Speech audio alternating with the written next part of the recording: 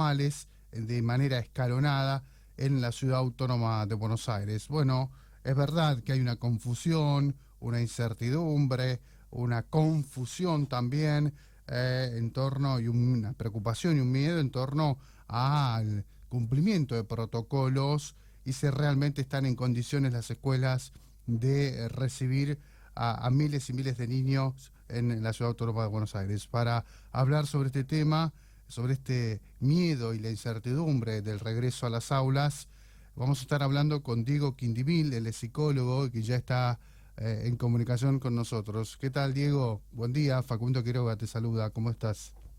¿Qué tal, Facundo? ¿Cómo estás? Un placer hablar con vos y con toda tu audiencia. Muchas gracias, gracias. Bueno, Diego, ¿qué visión tenés de esto, ¿no? Que se ha generado también incentivado y motivado por gran parte del periodismo también, ¿no? Esta confusión o este apuro, ¿no? Por el retorno a las aulas. Sí, a ver, desde la perspectiva del inicio, ¿no? Es decir, hay, como vos decís, incertidumbre, confusión. Todavía estamos en pandemia y Ujú. eso hace que volvamos a una escuela que no es la escuela normal, digamos, ¿no? Es decir, con el riesgo, ¿no? de contagio, que hay un riesgo de contagio. Las clases van a empezar con determinados protocolos y esto va a tener un principio de adaptación. En esta lógica, digamos, ¿no? Es decir, tenemos, bueno, una ambivalencia emocional. Por un lado, la alegría de los chicos y las chicas de volver a encontrarse con sus compañeros. Por otro lado, también está la alegría de los maestros de volver a ver a los chicos. Es decir, digamos, los maestros estudiaron para esto, quieren dar clase, ¿no? Y, digamos, también los padres que, ¿no? Es decir, necesitan también trabajar y la escuela, digamos, además de un lugar de educación, es un lugar de contención.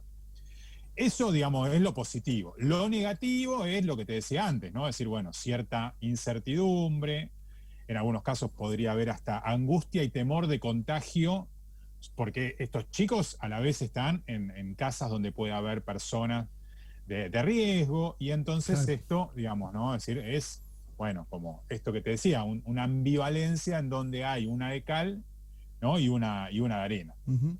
Eh, Sí, ¿qué es lo que crees que ha generado estas dudas, esta incertidumbre, este miedo? ¿La falta de certezas, las medidas erróneas, el no cumplimiento de los protocolos? a mí me parece que, digamos, tiene que ver un poco con la anticipación, ¿no? Es decir, por ahí si esto se hubiese anticipado más.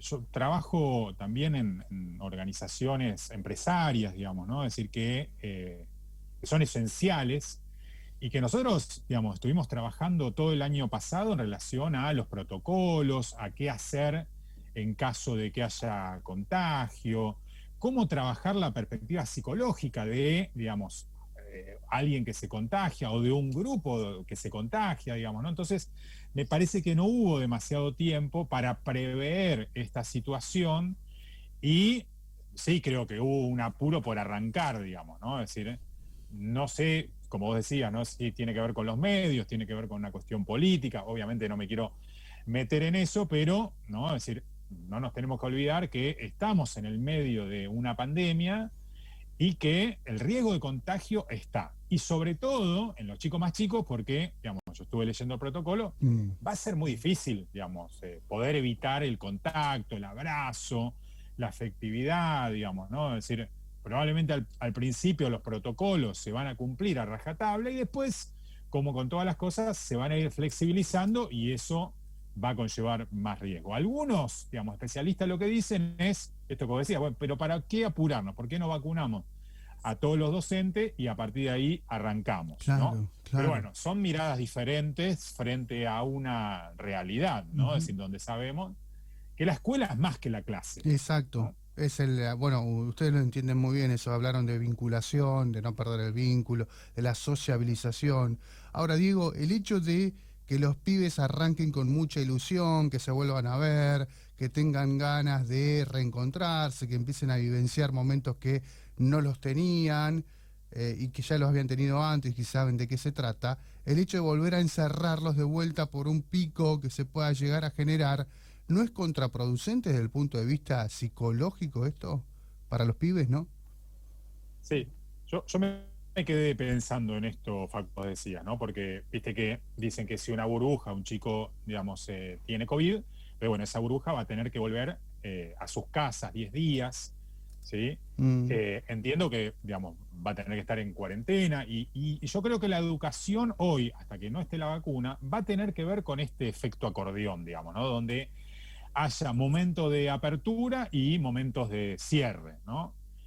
Y sí, obviamente, digamos, si vos tenés que estar encerrado nuevamente 10 días, en algún punto vos podés sentir que se te viene el mundo abajo, digamos, ¿no? Es decir, también lo que tenés es que decir, bueno, son 10 días, es decir, tiene un tiempo acotado, esos 10 días son, digamos, 10 días que psicológicamente hay que atravesarlos, que no son 10 días, digamos, por supuesto, alegres, y bueno, esto, digamos, va a ser parte de esta nueva normalidad en una escuela que es anormal, ¿sí? Donde, como decía antes, el año pasado los docentes hicieron un gran esfuerzo para sostener la escolaridad, ¿sí? Ahí también se vieron algunas cuestiones que tienen que ver con la desigualdad, con temas de conexión. Bueno, y ahora vamos a entrar en una anormalidad de escuela que va a ser una escuela presencial donde no haya contacto, no podamos compartir, es decir, un montón de cosas que estamos acostumbrados en la escuela mm. que no van a poder ser. Con lo cual, lo que va a haber que realizar es un ajuste de expectativas entre los padres, los chicos y las chicas y los docentes, ¿no? Es decir, para ver dentro de las posibilidades que tenemos qué es lo mejor que podemos dar. Claro. Claro, o sea, ir concientizando a los chicos no va a ser lo mismo que antes, puede ser, no charlarlo previamente, puede ser que unas semanitas tengamos que volver a casa, ¿no? Como que los chicos tengan en claro que, bueno, es una a prueba y error también, ¿no? Claro, digamos, una de las peores cuestiones tiene que ver con la incertidumbre. Entonces, poder Exacto. darle a los chicos seguridad, ¿no? Tranquilidad, cierta certeza, no llenarlos de miedos, porque, digamos, los miedos de los padres se transmiten hacia los chicos. Y no idealizar esto, porque como vos decías, bueno, no sabemos.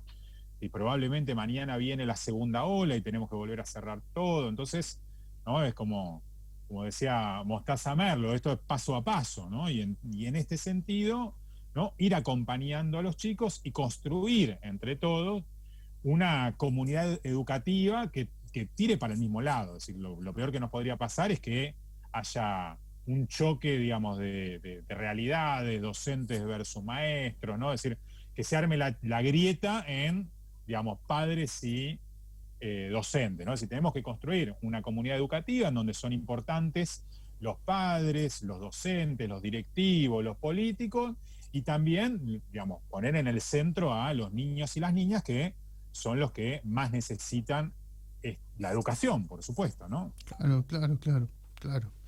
¿Qué recomendación vos estarías brindándole al cuerpo docente también, ¿no? Que es un sector, digo, que es, bueno, por un lado hay un grupo que quiere, por el otro que tiene incertidumbre y miedo y se siente en la obligación de, por el otro que, bueno, tiene que seguir en la casa y ve que con colegas o compañeros vuelven a la escuela, digo, tiene que quedarse en la casa porque es persona de riesgo. Digo, hay un montón, ¿no? De sectores en el cuerpo docente que van a tener que convivir con esta situación o con diferentes Sí, mirá, situaciones.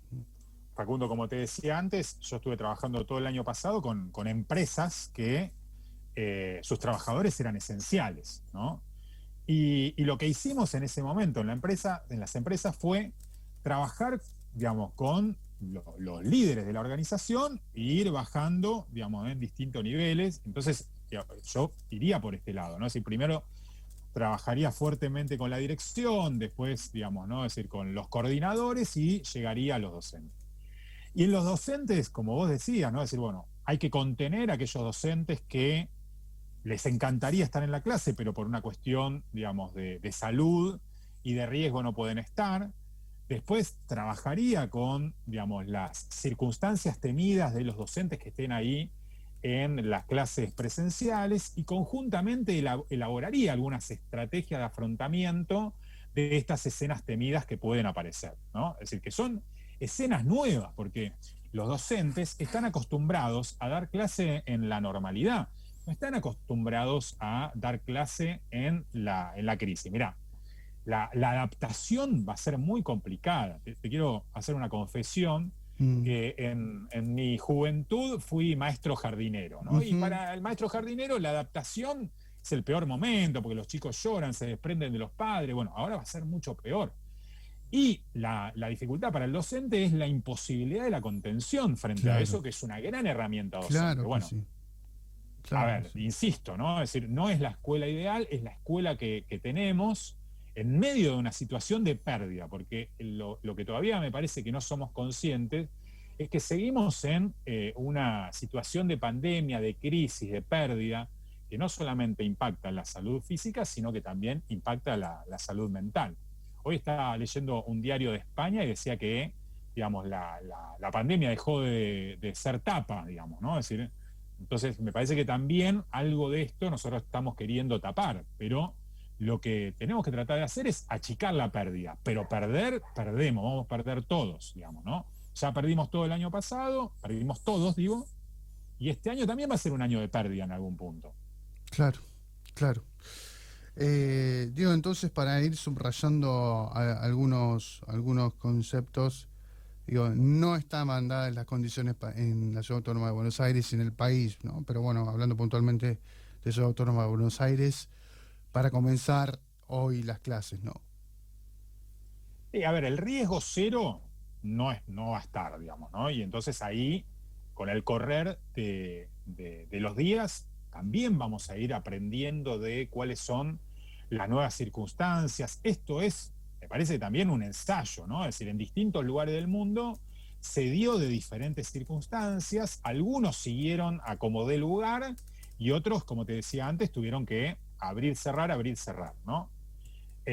Bueno, nosotros estamos haciendo acá una experiencia que está empujada, como vos decías, por un lado por los medios de comunicación, por otro lado por la necesidad de los padres, ¿no? Y por otro lado también por la necesidad de los chicos de salir de las casas, ¿no? Es decir, los chicos necesitan salir de las casas. En un marco de riesgo, ¿sí? Digamos, no, el marco de riesgo está. Entonces, bueno, esto es un inicio, un puntapié inicial y veremos qué es lo que sucede, ¿no? Es decir, acá lo que tenemos que tener un mayor cuidado es de no generar en los niños y en las niñas, ¿no? Es decir, mayor incertidumbre o mayor vulnerabilidad psicológica, ¿no? Entonces, bueno, ¿cómo hacemos para contener y cómo hacemos para construir un marco de expectativas para dar respuesta a lo que podemos dar respuesta en el medio de una crisis como no tenemos memoria? Diego, gracias por estos minutos, abrazo grande.